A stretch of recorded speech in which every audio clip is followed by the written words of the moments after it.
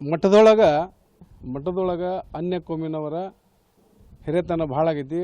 ಭಾಳಷ್ಟು ಅವರು ಮಠದ ಹೆಸರು ಹೇಳ್ಕೊಂಡು ಲೂಟಿ ಮಾಡ ಅಂತಾರ ಅಂತ ಹೇಳಿ ಮಠದ ಸಂಪ್ರದಾಯ ಹೇಳುತ್ತೆ. ಆ ಪೂಜನೀಯರ ಮಾತ ಫೈನಲ್ ಅಂತ ಐತಿ ಎಲ್ಲ ಕಡೆ.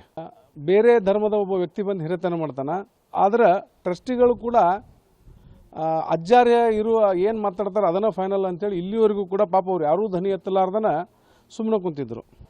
ಈ ಅನ್ಯ ಕೋಮಿನ ವ್ಯಕ್ತಿಯ ದರ್ಬಾರ್ ನಡೆದಿತ್ತಂದ್ರೆ ಅಲ್ಲೇ ಒಂದು ಗಡಿಯಾರ್ಲಿಂತ ಹಿಡ್ಕೊಂಡು ಪೂಜ್ಯರ ಭಾವಚಿತ್ರ ಹಿಡ್ಕೊಂಡು ಎಲ್ಲಂದ್ರೆ ನೋಡ್ರಿ, ಒಂದು ಭಾವಚಿತ್ರಕ್ಕೆ ಎಷ್ಟು ಖರ್ಚಾಗತ್ತೆ? ಭಾಳ ಅಂದ್ರೆ 1,000 ಖರ್ಚಾಗಿತ್ತು, 2,000 ಖರ್ಚಾಗಿತ್ತು.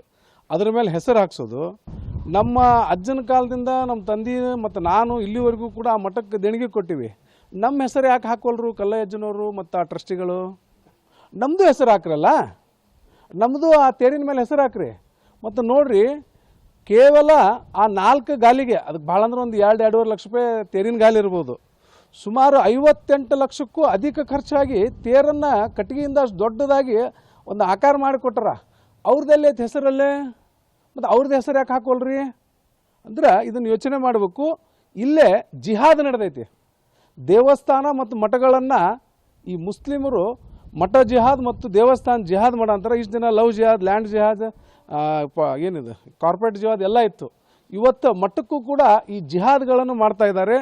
ನಾನು ಜಾತ್ರೆ ನಿಂದಿರ್ಸ್ತೀನಿ ಅಂತ ಹೇಳಿಲ್ಲ, ನಾನು ಮಠದ ಗಾಲಿಗೆ ಆ ಹೆಣ್ಮಗಳು, ಅನ್ಯ ಧರ್ಮೀಯ ಹೆಣ್ಮಗಳ ಹೆಸರನ್ನು ತೆಗೆದೇ ಇದ್ದರೆ ನಾವು ವಿರೋಧ ವ್ಯಕ್ತಪಡಿಸ್ತಿದ್ದೆ ಅಂತ ಹೇಳಿದ್ದೆ.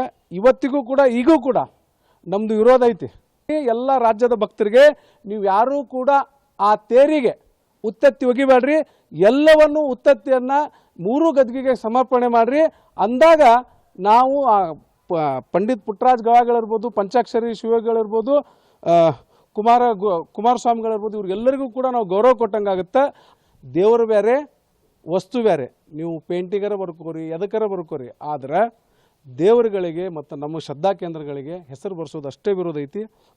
ಆ ಹೆಸರಿಗೆ ಯಾಕೆ ಪೂಜೆ ಮಾಡ್ಬೇಕಲ್ಲ? ನಾವು ಕಾಯಿ ಯಾಕೆ ಹೊಡಿಬೇಕು? ಆ ಹೆಸರಿಗೆ ಕಾಯಿ ಎಲ್ಲಿ ಹೊಡಿತಾರೆ ಕೇಳ್ರಿ, ಆ ಮಠದವ್ರಿಗೆ ಹೋಗಿ ಕೇಳ್ರಿ. ನಾವು ಕಾಯಿ ಆ ತೇರಿನ ಮುಂದೆ ಹೊಡಿತೀವಿ, ಆ ಗದ್ಗಿ ಮುಂದೆ ಕಾಯಿ ಹೊಡಿತೀವಿ ನಾವು.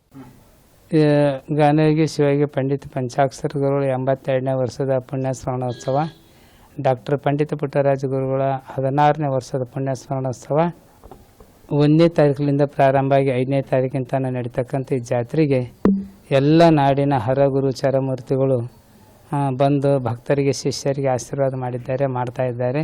ಹಾಗಾಗಿ ನಾಡಿನ ಸಕಲ ಸದ್ಭಕ್ತರು ಕೂಡ ಆಗಮಿಸಿ ಈ ಜಾತ್ರೆಗೆ ಪಾಲ್ಗೊಂಡು ಗುರುಗಳ ಕೃಪೆಗೆ ಪಾತ್ರರಾಗರಂತ ಹೇಳಿ ನಿಮ್ಮೆಲ್ಲರಲ್ಲಿ ತಾವೆಲ್ಲರೂ ಬರ್ರಿ, ಗುರುಗಳ ಆಶೀರ್ವಾದ ಪಡ್ಕೊಡ್ರಿ ಅಂತೇಳಿ ಹರಿಸಿ, ಈಗ ಏನೈತಿ ಅದು ಗುರುಗಳ ಇಚ್ಛೆ ಹೆಂಗೈತೆ ಹಂಗಾಗಲಿ. ಭಕ್ತರು ಅದಾರ, ಗುರುಗಳು ಅದಾರ, ಎಲ್ಲರೂ ಅದಾರ, ನೀವು ಇರ್ತೀರಿ.